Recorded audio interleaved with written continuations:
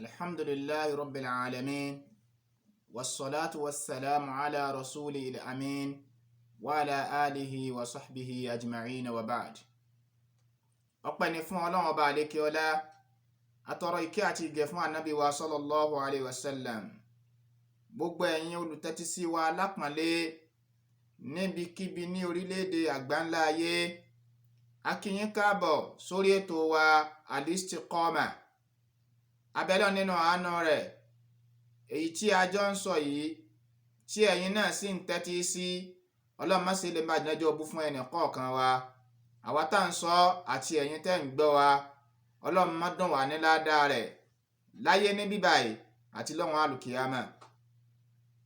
Inshallah Rahman, ohun tí ó jẹ́ àkòrí wáàsí wa tòní, òun náà ni mubtilati sawm, mufsidatu sawm, àwọn nǹkan tó máa ń ba àwẹ̀ jẹ́ ní ṣókí, òun náà sì ni a rọra yànnàná wọn. Àwọn nǹkan tó máa ń ba àwẹ̀ jẹ́, òun ni nǹkan tí a fi bára wa sọ̀rọ̀ lónìí, Inshallah Rahman. Abẹ́lẹ́ nínú àánú rẹ̀ kó dákun kó gbà níjọsìn lọ́wọ́ wa, kó sì fi ahọ́n gbogbo wa mọ̀nà. Tó bá rí bẹ́ẹ̀, Ọlọ́run Ọba àlékè ọlá ó ṣe àwẹ̀ gbígbà ní ọ̀ranyàn gẹ́gẹ́ bí a ti ṣe sọ lọ nínú àwọn ìbánisọ̀rọ̀ wa tó ti kọjá. Ọlọ́run Ọba àlékè ọlá ó ṣe àwẹ̀ gbígbà lọ́ranyàn. Àwẹ̀ gbígbà Ọlọ́run Ọba àlékè ọlá ṣe lọ́ranyàn yìí, bẹ́ẹ̀ náà ló ṣàlàyé bá ti ṣe gbà á tá a fi ní ládàá rẹ̀ fún wa. Àwọn nǹkan kan wá ń bẹ tí máa ba àwẹ̀ jẹ́. Àwọn nǹkan yìí òun ni tá a fẹ́ rọra mẹ́nu bà níwọ̀n lónìí. Kí ni tó bàjẹ́? Kí sì ni tí ó bàjẹ́ nínú àwọn nǹkan tó jẹ́ pé ó ń ṣẹlẹ̀ lóde òní tí àjọ wà ń bẹ̀ yìí? Ẹ jẹ́ kí àjọ máa bá bọ̀. Ọlọ́run Ọba àlékè ọlá nínú Al-Qur'anul Karim, ó dákọ̀ nǹkan mẹ́ta nínú àwọn nǹkan tí máa ba àwẹ̀ jẹ́, ṣùgbọ́n àwọn yòókù ó wà nínú súnà Nabi sallallahu alayhi wa sallam. Inú rẹ̀ ni a ti rí. Ló fi jẹ́ pé àti sí ẹ̀sìn Islam fọ́mọnìyàn kò lè pé kò sì lè rọ́gbọ́ lókùrúgbà tó bá ti jẹ́ pé ó yan súnà Nabi sallallahu alayhi wa sallam lódì, tàbí kò fẹ́ gbọ́ títà Nabi dáadáa, àbí Kùránì nìkan ló sọ pé òun gbajúmọ̀. Torí pé kìí ṣe gbogbo nǹkan ní Allah subhanahu wa ta'ala ń lọ yanjú nínú Al-Qur'anul Karim, bí ó ṣe pé ó fi àwọn ìyànnàná ìyanjú rẹ̀ ìṣàlàyé sọ́dọ̀ Ànábì sallallahu alayhi wa sallam. Ló fi jẹ́ pé Ọlọ́run fi eléyìí ṣe àdánwò fún àwọn mùmínì láti jẹ́ pé bó o ti gba Ọlọ́run Ọba àlékè ọlá gbọ́, ìmánì rẹ̀ ò ní tí ì pé àfi kó yá tún gba Ànábì náà sallallahu alayhi wa sallam kó o tún gbàgbọ́. Tó bá rí bẹ́ẹ̀, àwọn tí máa ń bá àwẹ̀ jẹ́ yìí a pín wọn sí ọ̀nà méjì. Alákọ̀ọ́kọ́ ni a pè ní al-ma'nawiyya, àwọn nǹkan tó jẹ́ pé èèyàn mọ̀, èèyàn rí, èèyàn ń ṣe, so àwọn nìyẹn. Ẹlẹ́ẹ̀kejì ni al-hissiyya, òun ni nǹkan tó jẹ́ pé ọmọ ènìyàn ò lè kọ́ bí ara sí, bí ìhùwàsí èèyàn ní, so ìhùwàsí èèyàn lélẹ́yìí. Eléyìí wá ní bóun ti máa ba àwẹ̀ jẹ́ ó yàtọ̀ sí tàkọ́kọ́. Inshallah Rahman, méjèèjì òun náà ni a yànnàná wọn ní ṣókí. Èyí tí a pè ní ma'nawiyya, àwọn eléyìí ó pín sí ọ̀nà méjì. Alákọ̀ọ́kọ́ náà rẹ̀ òun lè tó jẹ́ pé yóò jẹ́ kéèyàn san ààwẹ̀ lásán padà. Iye téèyàn já nínú ààwẹ̀ òun nìkan lèèyàn san. Ẹlẹ́ẹ̀kejì, èèyàn san iye tó já nínú ààwẹ̀ yẹn, yóò sì tún san kàfárọ̀ tó lágbára, yóò san lé lérí. Tó bá wá rí bẹ́ẹ̀, àwọn tí máa bá àwẹ̀ jẹ́ tí a mẹ́nubà lákọ̀ọ́kọ́, òun náà ni èyí tó jẹ́ ipò náà ló ga jù nínú rẹ̀, òun ni aljima, ìní ìbáraẹnilòpọ̀ láàrin tọkọtaya, ìsúnmọ́ra ẹni, ìṣe nǹkan tí èèyàn máa ṣe láàrin lọ́kọláya, ìbáraẹnilòpọ̀ lọ́sàn-án àwẹ̀. Lásìkò tí àwẹ̀ ń lọ lọ, Sharia Islam kò fààyè gba ọkùnrin àbóbìnrin kí wọ́n jọ ní àjọṣepọ̀ láàrin ara wọn ní àsìkò tí àwẹ̀ bá ń lọ lọ́wọ́. Eléyìí ni Ọlọ́run Ọba àlékè ọlá ní sọ fún wa nínú al-Qur'an wípé ba'da'udhu billahi minash shaitani rajim fal'an bashiruhunna wabtagu ma kataballahu lakum. Lẹ́yìn tí ẹ bá ti lè sínú tán, gẹ́gẹ́ bó ti jẹ́ pé àyà yìí ó nídìí tó fi sọ̀kalẹ̀, ṣùgbọ́n àní lè mẹ́nu débẹ̀ nítorí àsìkò wa.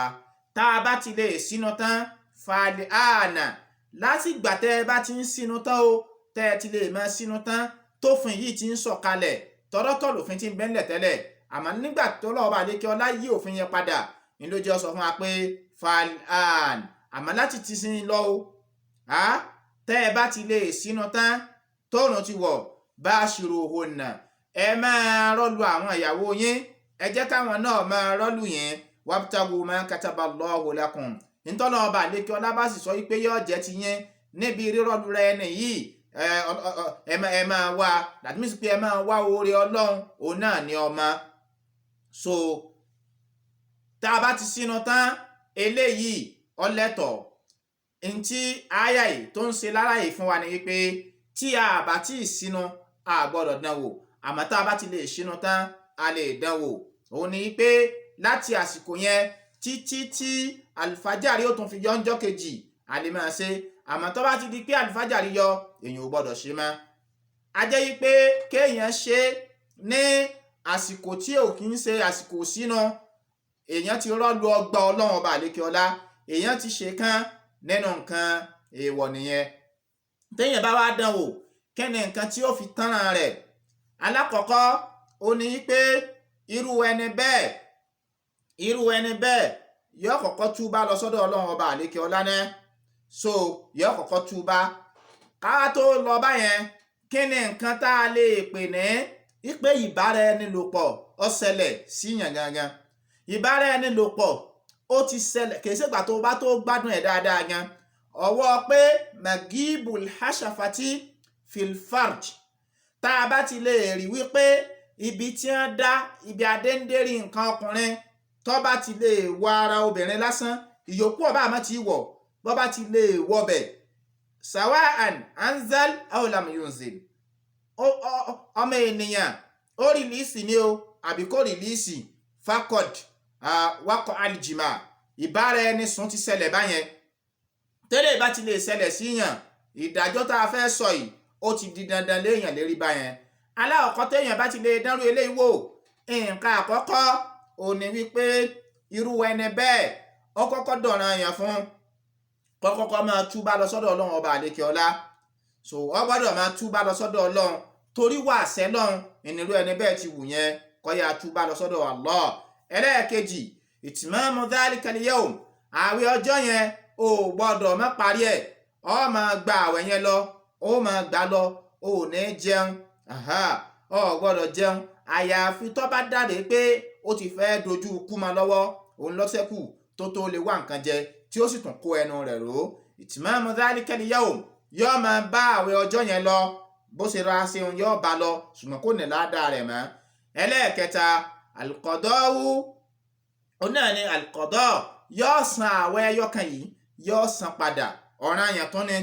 Lẹ́yìn ìgbà yẹn wá ní walkafaratul mughallazah, òun náà ní pé yóò tún wá san ìtanràn eléyìí tó lágbára, eléyìí tó wúwo dáadáa, inú ẹni bẹ́ẹ̀ yóò san ìtanràn rẹ̀. Ọ̀kan nu mẹ́ta ẹni tó bá sì ti lè lágbára kan kò gbọ́dọ̀ fò síbi ìkejì. Tí ó bá lágbára tàkọ́kọ́ ńlọ lẹ́tọ̀ kó bọ́ bí ìkejì, tí ó bá lágbára ẹlẹ́ẹ̀kejì ńlọ lẹ́tọ̀ kó tó bọ́ síbi ẹlẹ́ẹ̀kẹta. Ìtanràn àkọ́kọ́ fúnru ẹni bẹ́ẹ̀ òun náà ní ìtìkú raqaba, òun ní kó lọ rè bọ́ okùn ẹrú sílẹ̀. Àwa lẹ́rú mọ́ láyé tá a wà yìí, irú ẹni bẹ́ẹ̀ kó kọrí sí ọgbà ẹ̀wọ̀n. Ẹni tó jẹ́ wípé owó ńlá òun ni wọ́n ní tó bá ti lè san, wọ́n ó fi ilẹ̀ yóò máa lọ, yóò lọ san owó yẹn ní ọgbà ẹ̀wọ̀n. Tí ó bá lágbára eléyìí, tí ó bá lágbára eléyìí, ìtààmú sittina, tí ó bá ní agbára eléyìí, tí ó bá ní agbára àti ṣe eléyìí, yóò gba àwẹ̀ oní àní siyamu shahraini mutatabi'ain. Tí ó bá lágbára àti lè bọ́kún lọ́rùn ẹrú kó lọ tú ẹlẹ́wọ̀n sílẹ̀, yóò gba àwẹ̀ oṣù méjì tẹ̀léra wọn. that means pé ààwẹ̀ 60 days ọgọ́ta ààwẹ̀ ẹ̀yìn o tó pé péré mutatabi'ain yóò sì tó tẹ̀léra wọn ni. So eléyìí ni ìjìyà n tó ṣe tí ò lè kára dúró yẹn. So ẹlẹ́ẹ̀kejì nìyẹn. Ẹlẹ́ẹ̀kẹta nínú nǹkan tí ó tó jẹ́ pé tí ò bá lágbára àti lè ṣe kínní, tí ò lágbára àti gba àwẹ̀ oṣù méjì, bóyá ulcer patient ni tàbọ̀ jẹ́ pé nǹkan mìíràn ṣe táwọn dókítà sì kọ̀ǹfàmù ẹ̀ wípé kò lágbára àti gba àwẹ̀ oṣù méjì tẹ̀léra wọn. Ìní ọ̀wà tó bọ́ síbi ẹlẹ́ẹ̀kẹta òun náà ni ìt'āmu sittīna miskīna. Ìt'āmu sittīna miskīna kọ́ lọ rè bọ́ àwọn aláìní àádọ́ta. So àwẹ̀ àádọ́ta náà lọ yọ gbà, yóò wá lọ rè bọ́, yóò fún àwọn aláìní àádọ́ta èèyàn 60, yóò fún wọn lóúnjẹ tí gbogbo wọn jẹ wájibatan sí lọ́rùn, tí wọ́n jẹ oúnjẹ kan. Wọ́n bá jẹ́ pé oúnjẹ ìsínú lọ́fẹ́ fún wọn, yóò fún wọn tí wọ́n yóò bá kété. Wọ́n bá sì jẹ́ pé oúnjẹ ọ̀sán ni kọ́sá ti bọ́ wọn. Òṣùwọ̀n bíbọ̀ yìí ó wá yàtọ̀ síra wọn. Tá a bá ti lè rí nǹkan tó jẹ́ pé ó wà mutawassit, nǹkan tó mọ níwọ̀n, torí pé àwọn èèyàn bí wọ́n ṣe máa jẹun ó yàtọ̀ síra wọn. So àwọn alájẹbàjẹ́ wà, àwọn tó ń jẹ wọ́n kéré wà, àwọn tó ń jẹ wọ́n sì máa níwọ̀ntúnwọ̀nsí. Oníwọ̀ntúnwọ̀nsí ó ní òṣùwọ̀n tí irú ẹni bẹ́ẹ̀ yóò lò. Eléyìí ní nǹkan àkọ́kọ́ tí máa ba ààwẹ̀ jẹ́ nínú nǹkan tó jẹ́ ìmọ̀ gbádùn ẹ̀rẹ̀ ni. Ẹlẹ́ẹ̀kejì nínú nǹkan tó máa ba ààwẹ̀ jẹ́ nínú nǹkan tó tún já mọ́ ìmọ̀ fi gbádùn ara ẹni, òun náà ni alistimna, masturbation. Kéèyàn máa bá nǹkan rẹ̀ ṣeré, kéèyàn máa fi nǹkan ọmọkùnrin rẹ̀ ṣeré tàbí nǹkan ọmọbìnrin rẹ̀ títí tí sperm ó fi wá jáde, tí sperm ó fi jáde. Tí sperm bá ti lè jáde, àwẹ̀ irú ẹni bẹ́ẹ̀ ó ti bàjẹ́. Àmọ́ tó yẹ pé sperm ó bá jáde ń ṣe ńlọ́wọ́ sáré bẹ̀rù Ọlọ́run, lọ́wọ́ sáré rántí pé inú àwẹ̀ ló ń wà, lọ́wọ́ àfilẹ̀ tí ò fi ṣe mọ́, kí irú ẹni bẹ́ẹ̀ tọrọ àforíjìn kó sì túbà lọ ọ̀dọ̀ Ọlọ́run lásán ni. Àmọ́ tí sperm bá ti jáde, àwẹ̀ ti bàjẹ́. Tó bá rí bẹ́ẹ̀, ó dọwọ́ ẹni bẹ́ẹ̀ pẹ̀lú nǹkan tí ń bọ̀ yìí. Òun náà ní wípé alákọ̀ọ́kọ́ kó túbà lọ sọ́dọ̀ Ọlọ́run. Ẹlẹ́ẹ̀kejì, yóò dá àwẹ̀ ń padà tó bá ti di ẹ̀yìn Ramadan, àwẹ̀ ẹyọ kan yẹn yóò dá padà. Ẹlẹ́ẹ̀kẹta, kò sì gbọ́dọ̀ jẹun náà, ó gbọ́dọ̀ kóranu dúró li hurmati shahr, nítorí àpọ́nlé tí ń bẹ fún oṣù Ramadan. Ẹ̀rí lórí eléyìí ó ní hadithu kudusi tí ànábì wa sallallahu alayhi wa sallam tí wọ́n gbà wá nínú alhadisul kudusi. Hadith tọ́nà ọba àlékí ọlá fi máa bá ànábì sọ̀rọ̀ tí è ṣe alukur'anul karim, tí è ṣe alukur'anul karim. Ọlọ́ọ̀bá àlékí ọlá sọ ń bẹ̀ yìí pé as-sawmu li, ààwẹ̀ tẹ̀rù ń gbà, èmi ní ń gbà fún, èmi ni mo ní, wa ana ajizu bihi, èmi náà ni màá sì san ẹ̀san ààwẹ̀ ẹrú. Dhalika annahu yatruku ta'amahu wa sharabahu wa shahawatahu min ajli, nítorí pé ẹrú bẹ́ẹ̀ ó gbé jíjẹ sílẹ̀, ó gbé mímu sílẹ̀, kò jẹ kò mu. Bákan náà ni pé wa shahawatahu, ìtẹ̀yàn fi máa gbádùn ara, ìtẹ̀yàn fi máa offload ara, ó tún fi léèyàn lẹ̀ min ajli, nítorí tèmi Ọlọ́run ọba àlékè ọlá. So ẹ̀ ń bá ti wá lọ rèé masturbate, tó bá ti lọ rèé máa bá nǹkan ara rẹ̀ ṣeré títí tó fi wá sọ̀kalẹ̀, torí pé eléyìí náà nínú nǹkan ìgbádùn ni òun náà wà. Tá bá jẹ́ pé nǹkan ọmọkùnrin bá ti jáde lára rẹ̀ àbí nǹkan ọmọbìnrin rẹ̀ bá ti lè jáde, irú ẹni bẹ́ẹ̀ yóò san ààwẹ̀ padà, kó sì túbà lọ sí ọ̀dọ̀ Ọlọ́run ọba àlékè ọlá, kò sì tún gbọ́dọ̀ jẹun. So eléyìí ni ẹlẹ́ẹ̀kejì nínú nǹkan tí a fẹ́ mẹ́nubà. Ẹlẹ́ẹ̀kẹta òun náà ni al-akilu wash-shurbu.